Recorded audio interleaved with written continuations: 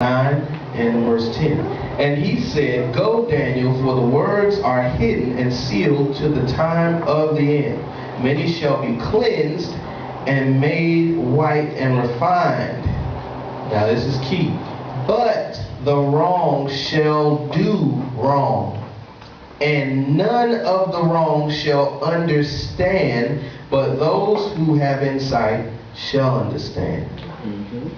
So the wrong will do wrong and won't understand. So they won't even understand they're doing wrong. The wrong will do wrong and not understand. But then what does it say? But those who have insight shall understand. So again, the importance of really understanding Yahweh's word. That's the importance, because do you want to get caught up in being those who don't know that they don't know? That's scary. Because, yes, that's scary. It's one thing not to know. I am much more comfortable in my skin when I can say, I don't know, but I'm going to try to find out. Yes. But when I don't know that I don't know, that is scary. Have you ever figured something out and thought all along you had it figured out? And then you look back and say, oh my goodness, I had no idea. And even worse, I had no idea that I had no idea. I thought I knew. That's scary. So whose word are we going to trust? Alright, so back over into Revelation. We're going to go into now what these things stand for, and that reading that we just read will help us make sense of this. So he begins to now explain what these things are. It talks about the beast. It says the beast that you saw was and is not and is about to come up out of the pit. And we read about that as well, where with the I believe the seals, and then it talks to right here in verse 8. It says, and those dwelling on the earth whose names are not written in the book of life from the foundation of the world shall marvel when they see the beast that was and is not and yet is. So they will see him and be astonished. They will see the beast. They will see this system, this way, and they will be astonished. Oh, wow. This has got to be right. This must be right, you know? Also, remember we talked about at one point the beast died, came back. That's another reason I don't think it's a person, because I think Yahweh's reserved that for select. But I think it's a way, a system, a mind, whatever you want to call it. Some type of system. I don't know what that system is. You know, I got an idea, but I mean, you know, whatever it is, it dies and comes back. It was not, now it is. And that's exactly what's described here. So, but those whose name is not written, as the way we read it in Daniel, those who did not have the enlightenment, they can be fooled by it. This again goes back to the thief. This is the thief. Alright, so now we get into what the 7 heads and the 10 horns were. So the 7 heads are 7 mountains, and that's the 7 mountains on which the woman sits. And I think the woman relates to Babylon, relates to, and if you read through Ezekiel, you'll get a better understanding there of that. But that's, again, we're not talking about an individual person. So at this point, we're talking about people. We're talking about peoples. So the 7 heads and the 7 mountains on which the woman sits. And let's see, 7 mountains, 7 kings, and there's 7 sovereigns. And 5 had fallen, 1 had yet to come to power, and 1 still was in place. So that could be rains, really, truly rains. I mean, we've seen rains. We've seen different rains that have happened throughout time. You know, the Egyptian rain. I mean, that's one that's fallen and has never come back. We've never seen. Egypt was a world power, world dominating power. It was huge. And has never ever. Now what is Egypt? Just a place to visit. Yeah. Rome too. Rome. Rome was enormous. Rome at one point ruled the world. Truly. The known world Truly. was ruled by Rome. Everybody paid taxes to Rome. That's right. But now, what is Rome? Ruins. You go and see the ruins. Yeah, that's right. I mean, so, and again, I don't know exactly what rains they might be, but those two, I bet they're in there. I bet they're in there. And one key thing, it says that it's 7. 5 had already fallen, 1 was still in place, and 1 had yet to come. And when that one came to power, it will be a short reign.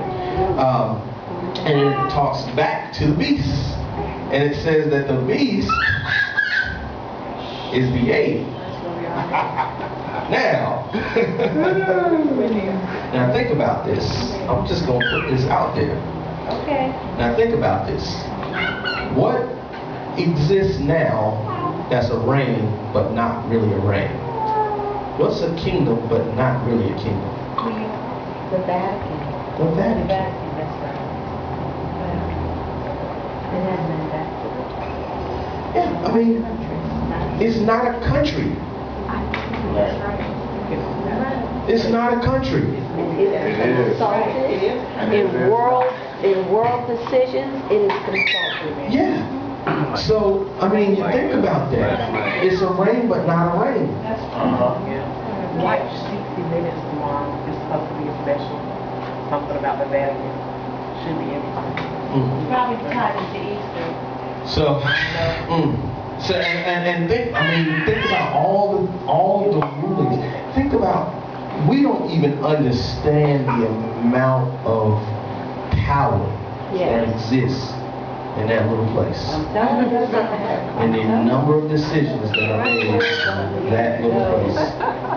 It's amazing. And guess what?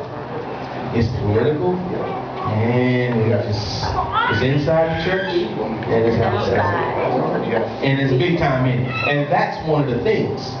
That's one of the things. That's one of the blinders, because it's in, and people who are not Catholic do Catholic things all day, every day. Yes, they do. And when you say, why do you do this? Why do you do it? Why do you do communion? Why? They are both Catholic. That's right. But you're not Catholic. But anyway. So that could possibly be the just putting that out there. All right, the 10 horns, the 10 kings. These kings have no kingdom.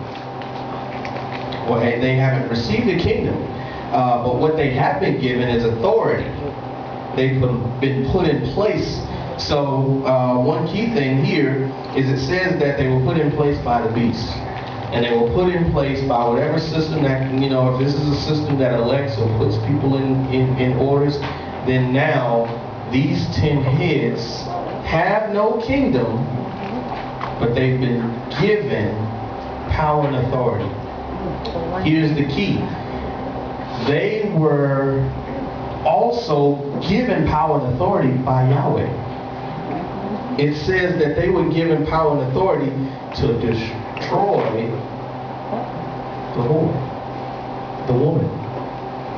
And if you read in Ezekiel, one of the things that happens is it talks to Babylon and very often refers to her in that term.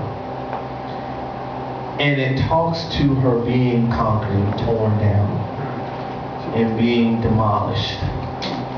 So this right here gets right back into that, and it says here that Yahweh is the one who gave the power to the 10 to defeat her.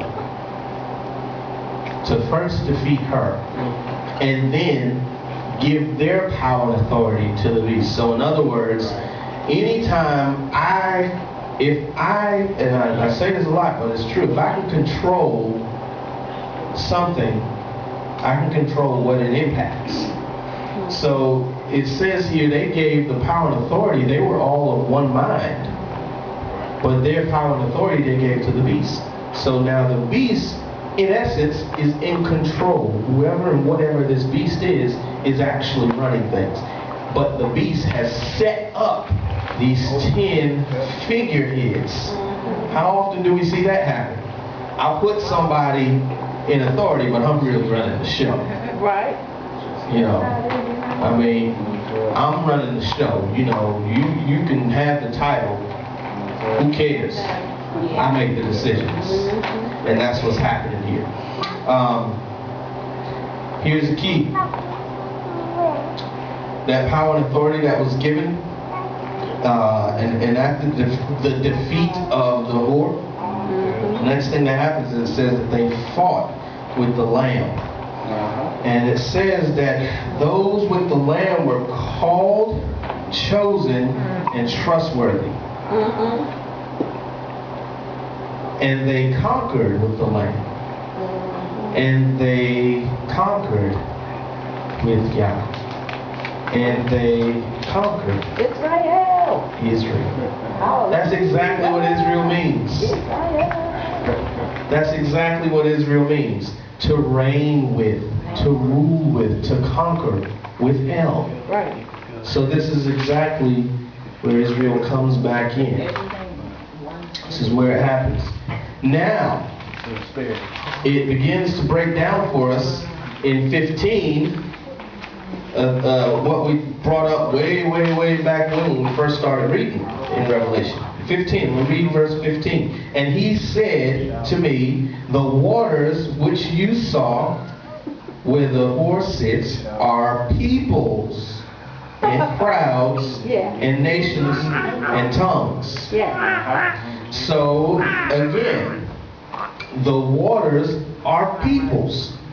Exactly what we talked about earlier. So when we see that, number one, if the waters are peoples, generic, we're not talking about a specific set. It says crowds, it says tongues, peoples, all kinds. Then that again gets back into when we were talking about what's in the water. And there's fish in the water. And the fish in the water representing those chosen, called, set apart ones. And that's why Yeshua said, I'll make you fishers of men. I'll make you fishers of men. Because the fish are in the water. And this is why, going all the way back, when the mountain was tossed into the sea. That's right. Remember, the burning mountain was tossed into the sea. Hallelujah. And a third turned to blood. Third died. But there was also a cleansing and a salvation. Because now the Torah judged those that were in the sea. Right. And those that were righteous were exalted. Those that were not were brought down.